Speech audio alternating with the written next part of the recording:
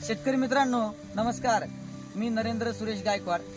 आपण कायम तुम्हाला नवनवीन व्हिडिओ आपल्या युट्यूबच्या माध्यमातून दाखवतच आलेलो आहे. आपला युट्यूब चॅनल आपणास माहितच आहे, स्वामी समर्थ ॲग्रोटेक. चला तर मग आज आपण या प्लॉटला आलोय.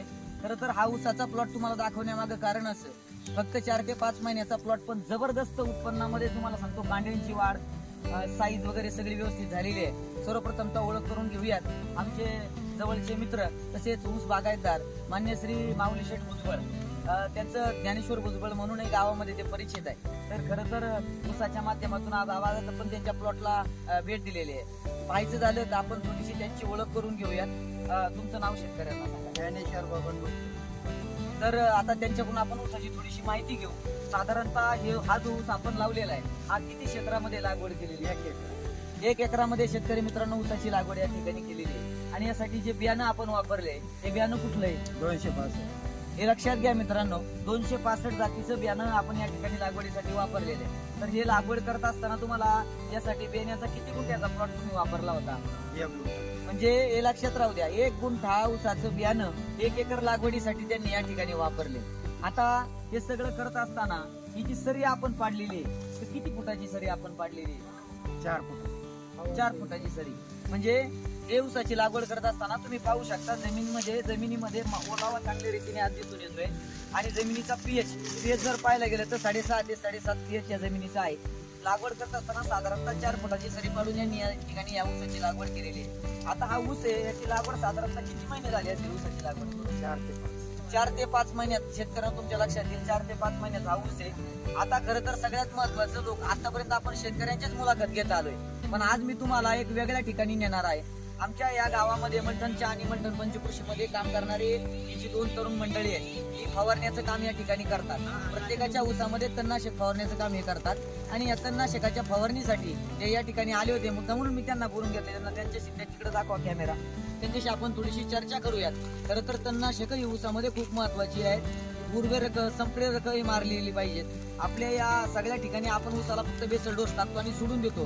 खरं तर फवारण्या खूप महत्वाच्या आहेत. आपण त्यांच्याकडून जाणून घेऊयात की फवारणी या ऊसाला कशा प्रकारे केली. या ऊसाला तुम्ही जेव्हा फवारणी करायला आले, सगळ्यात पहिली फवारणी तुम्ही कधी केली? ऊस लावल्यानंतर 4 ते 5 दिवसांनी. 4 ते बघा शेतकरी मित्रांनो, 4 ते 5 दिवसांनी ऊस लागवड केल्यानंतर कुठलं आपण औषध मारलं? गोल आणि टार्गा 15 लिटरला 10 ml प्रमाणाने त्या ठिकाणी आपण मारलं. का? कारण त्याच्या मागे कारण मी तुम्हाला सांगतो. कुठलंही गबळ उगवायच्या आधी किंवा आपला ऊस उगवायच्या आधी गबाळाला मोड फुटतात आणि ते मोड गोल आणि टार्गाने जळून जातात. त्यामुळे पहिली फवारणी आपण गोल आणि टार्गाची या ऊसाला घेतली. नंतर दुसरी फवारणी कुठली मारायला आली होते? मोहरा डायरेक्ट आणि ठीक आहे मित्रांनो, सगळ्यात महत्वाचं, 21 दिवसानंतर पहिली फवारणी आपण मोहरा 2,4-D आणि ऍक्टिव्हेटर म्हणजे स्टिकर याची फवारणी आपण केली. त्यानंतर आता याच्यावरती साधारणतः आम्ही 15 दिवसापूर्वी, जो यांनी आता सांगितली 15 दिवसापूर्वी, 2,4-D, डायरेक्स आणि तमर याची फवारणी घेतली. पहिल्या 2 महिन्याच्या आत आपण तमरची फवारणी ऊसाला देऊ शकत नाही. पहिल्या 2 महिन्याच्या आत जर तमरची फवारणी आपण जर ऊसाला दिली तर ऊस जळून जातो. मग आपण त्याची फवारणी साधारणतः 6 ते 7 कांड्यावरती गेल्यानंतर घेतो. सगळ्यात महत्वाचं, त्यांची ओळख करून देणं गरजेचं आहे. आपलं नाव सांगा. मित्रांनो, अगदी उत्तम रीतीने आपले चोख काम बजावणारी ही जी मंडळी आहे, यांच्यामुळे आज या ऊसाला काळोखी म्हणायला काय हरकत नाही. पंचकृषीमध्ये योग्य वेळेत आणि उत्तम रिझल्ट देणारी ही मंडळी आपल्या या पंचकृषीत काम करतात. त्यामध्ये सगळेच तरुण तुम्ही या ठिकाणी पाहू शकता. उत्तम अशा रीतीने आपल्याला ऊस फवारणीचं काम करतात. आणि खरं तर यांनी मार्गदर्शन करताना कुठलीही चुकीची गोष्ट मनात न ठेवता जी आहे ती आपल्या समोर मांडलंय. खरं तर आता मी थोडीशी माहिती देतो. मित्रांनो, ऊस कसा असावा आणि ऊसाचं नियोजन कसं असावं. खरं तर 4 फुटी सरीमध्ये लागवड करत असताना आपण आपल्या ट्रॅक्टरच्या हिशोबाने सरी न पाडता, आपलं 5 फुटीचा अवजार जरी असेल तरी सरी 4च फुटावर पडली पाहिजे. आपल्या शेतीच्या हिशोबाने आपण अवजार बनवलं पाहिजे. आणि सगळ्यात महत्वाचं, नियोजन करताना तुमच्या लक्षात येईल. आता मी तुम्हाला सोडून दाखवतोय. पानांची रुंदी जी आहे ती तुमच्या लक्षात येईल. बघा, काळोखी आणि रुंदी किती लक्षात येते. जबरदस्त फुटवा आहे. साधारणतः 4 बोटा एवढी रुंदी पानांची पडलेली तुम्हाला लक्षात येईल. जेवढी पानांची रुंदी मोठी तेवढीच प्रकाश संश्लेषण क्रिया त्याच्यावरती झालं की अन्न जास्त प्रमाणात तयार करतं. अन्न तयार झाल्यानंतर तुम्हाला ऊसाची खाली कांडी लक्षात येते. एक लक्षात घ्या, साधारणतः एका आपल्या एवढी त्याची जाडी आपल्याला लक्षात येईल साधारणतः ऊसाच्या कांड्याची. आणि कांडी जर मोजायला गेली तर 5 महिन्यात कांडी बघा, 1, 2, 3, 4, 5, 6, 7, 8, 9 आणि 10 10 कांड्यावरती ऊस तुम्हाला दिसेल. इथून पुढे आपण वाड्या धरले, साधारणतः 2 कांडी वाड्यामध्ये असतात, म्हणजे 12 कांड्यावरती हा ऊस आहे. आणि फुटव्यांची संख्या तुमच्या लक्षात येईल. बरं, तुम्ही जर नीट व्यवस्थित पाहिलं, साधारणतः 1 विता एवढं कांड या ठिकाणी तुम्हाला लक्षात येईल. म्हणजे रुंदी पण कांड्याची मोठी आहे, साखर पण भरलेली आहे, वजनही ऊसाला चांगलं आहे. कारण तुम्ही इथं आतमध्ये पाहू शकता फुटवे आणि फुटवे मोजत असताना जरा झूम करून दाखवा.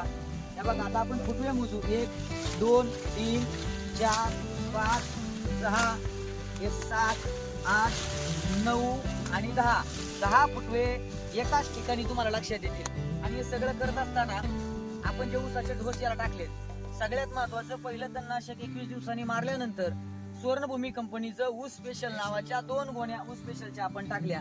त्याच्याबरोबर 1 युरियाची बॅग मिक्स करून आपण या ऊसाला टाकली. हे सगळं करत असताना जेव्हा आपला दुसरा बांधणीचा डोस होता, त्या बांधणीच्या डोसामध्ये 2 पोटॅश आपण घेतले, 2 ऊस स्पेशल पुन्हा एकदा आपण त्यामध्ये डोस मध्ये घेतलेत.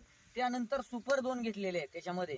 आणि सगळ्यात महत्वाचं A to Z म्हणजे ह्युमिक, फुलविक, अमायनो हे कंटेन असलेलं A to Z ची बॅग आपण मुळ्यावाढीसाठी वगैरे याला घेतलेली आहे. आणि ते डोस टाकल्यानंतर त्याच पाण्यामध्ये ऊस स्पेशलचं 1 लिक्विडचं 5 लिटरचं कॅट आपण या ऊसाला सोडलंय. त्यामुळे ही काळोखी आणि हा प्लॉट तुम्हाला पाहायला मिळतोय. असंच कायम आपल्या बरोबर तुम्ही राहा. आणि शेवटही आपण अशी एक व्हिडिओ बनवणार आहोत. खरं तर पंचकृषीतल्या सगळ्या मित्रांना मी एक आवाहन करू इच्छितो. हे आमचे जे मित्र आहेत फुलसुंदर कंपनी, खरं तर आपणही उत्तम अशा रीतीने तानांचा नायनाट केलात. तुम्ही शेतकऱ्यांना सल्ला द्या की फवारणी आपण गेले 3 वर्ष करताय, तर तुमच्या शेतकऱ्यांना काय सल्ला असेल जरा सल्ला द्या तुम्ही. पर्यायी लवकरात लवकर बारीक गवत असताना फवारणी करावी. बरोबर. दुसरी गोष्ट की गवत जास्त वाढल्यामुळं गवत जळत नाही, ऊसाचे खताचे अंश सगळा गवत खातो. आणि हे सगळं करत असताना संप्रेरक ऊसाला आपल्याकडं टॉनिकच्या फवारण्या होत नाही. आपल्या ऊसाला बांधणी केल्यानंतर पहिल्या डोसला 2 टॉनिकच्या फवारण्या ऊसाला आपण केल्या, तशा 2 फवारण्या असाव्या.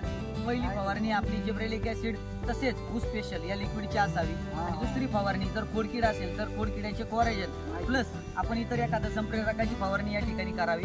2 फवारण्या आणि बेसल डोस उत्तम रीतीने तसेच तणनाशकाच्या फवारण्या आपण केल्यात, तर ऊसाला काहीच अडचण येत नाही. माझ्या हिशोबाने जवळजवळ हा ऊस एकरी 80 टनाच्या आसपास क्रॉस करू शकतो.